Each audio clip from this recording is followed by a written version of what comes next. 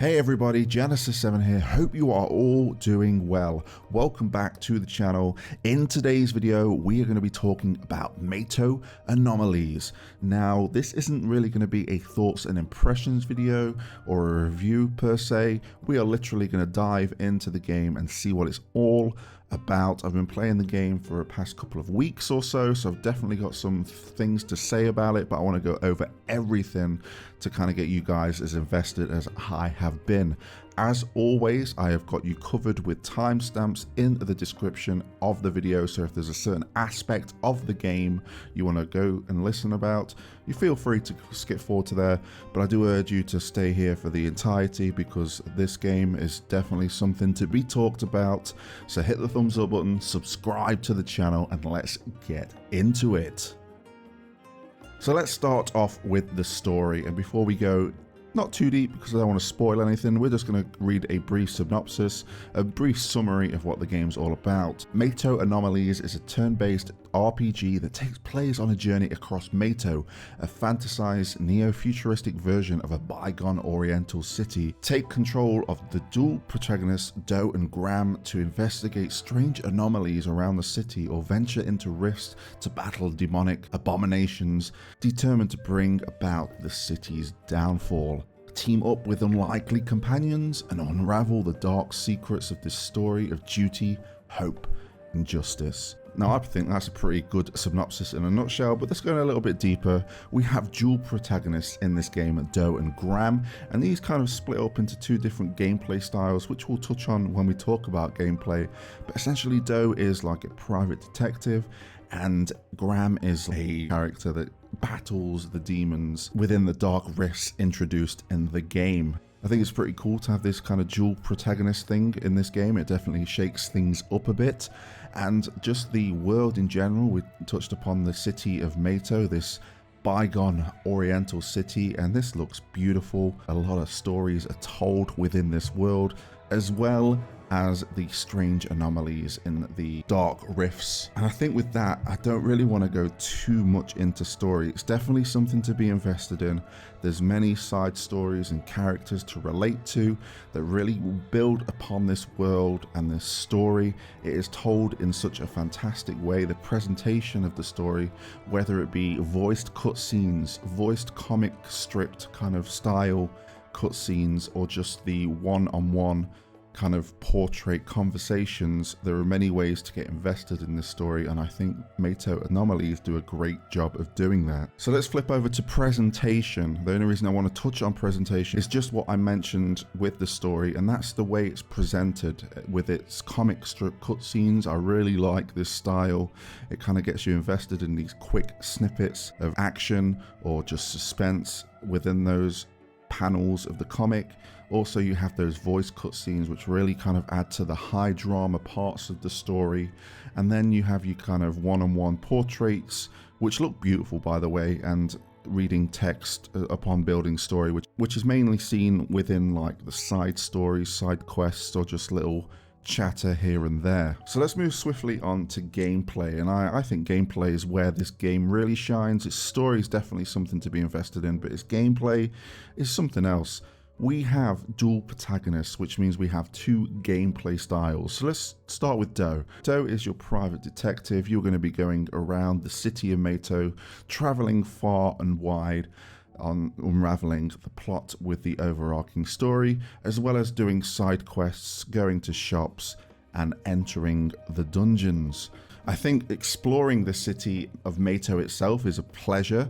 This is a beautiful, beautiful looking city. Lots of kind of NPCs to talk to kind of get that world building experience, and there's going to be a few secret side quests here and there. So it's definitely a kind of city you want to invest in, kind of get to know anything and everything in between about this city and really build upon the lore that it is giving you. The main gameplay trope of Do will be the mind hacking, which comes in the form of a card game, which really caught me off guard, but I thoroughly enjoyed as it went on, and the enemies got harder and harder and kind of really took time to think on how we can beat and hack this mind. You have two types of cards. You have your persuasion cards, which deal damage to the person you are trying to mind hack or the demons that may accompany the mind. And you have defense cards, which is self-explanatory. You are defending and trying to keep your HP topped up as much as possible. A very simple yet interesting and in-depth card game with various decks that you can unlock throughout the game that can really add to how you can tackle these minds and beat them. Now, a really great feature that is within this, if you are not a fan or really can't get on with the card game, you are not hacking the mind as well as you thought you could, once you've had 3 tries, you can just skip that and it'll carry on the story like you did it. There's no penalty at all. It just wants you to try it, and I really think you should, because the card game that comes with Doe's gameplay is really good. So let's flip over to Gram, and I think if you've played turn-based RPGs in the past, you're going to be familiar with this gameplay style. It really reminds me of the dungeon crawling in Soul Hackers 2, but just a little bit better in my opinion. You are going through these lairs throughout the story, and you are literally getting from A to B, but it's how you get from A to B that is the interesting part. Sometimes these lairs can be very simple. You go through the enemies that are not random encounters. You can see them, you walk up to them. They're almost like gates that you need to pass. You can grind and get your experience like you would and get to the end of the lair. Some of the lairs introduce various paths to find hidden treasures, some lore bits and pieces to help further build the world. There are also charms to kind of replenish your HP or give you some kind of buff to help you within that lair. And as time goes on, there's some little gimmicks that really make lairs interesting, like these kind of like surveillance cubes that if you walk into the vision of, you'll be thrust into battle, but if you can go and avoid it, you're all good and you can continue on through the lair. Talking about the turn-based battles themselves, this is really cool in the way it's presented its abilities. Your characters have an ability that you can use off the bat straight away every turn. The other ones have a cooldown system. There isn't like an MP system or an SP system. Essentially, the more powerful the ability, the longer of a cooldown it has. So you really want to kind of look at your enemy's weaknesses and judge how you are going to use those abilities in battle, remembering the cooldown numbers of them. Also, your characters in the lairs will have shared HP. They won't have individual HP, though this does not apply to the enemies. They have individual HP bars, but bear in mind that yours is a collective bar of all your characters' HP. Another thing to note is that these lairs come in 3 different forms. You have your main story lairs that you're going to go through and progress the story. You have the ones that come with side stories, and then you have the ones that are called random lairs, which is essentially you going in, doing a bit of grinding, getting a bit of experience. And this ties into kind of the progression system and the things that come with it. So let's talk about that. We have talents, which is essentially your skill tree, whether it be increasing statistics, learning additional abilities, and adding buffs or debuffs to certain abilities. It's all there in the talent system.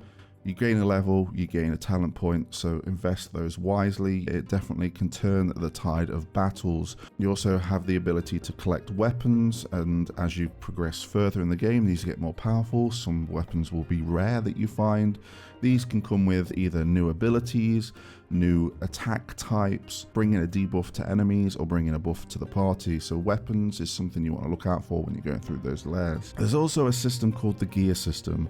Essentially, you have a grid of 9. You'll unlock those as you progress through the game, and you can give your party buffs, permanent buffs that will help you out in lairs, whether it be a HP buff, a piercing damage buff, a blunt damage buff, a slashing damage buff, an overall boost in defense. You name it, you can do it here, and if you can connect them, it really increases the potency of those statistics. I think that's everything when it comes to the gameplay of Gram. Again, it's very in-depth with the weapons, the gears, and the talents, and as you unlock in more characters as you progress through the game, you really have a lot to experiment with, and it's very fun. And again, you can go into those random lairs and grind and try and get some rare items to really give you the edge when you tackle that next story dungeon. So there you have it, Mato Anomalies. I think this is definitely a game you want to pick up if you want to scratch that kind of Persona or Shin Megami Tensei itch.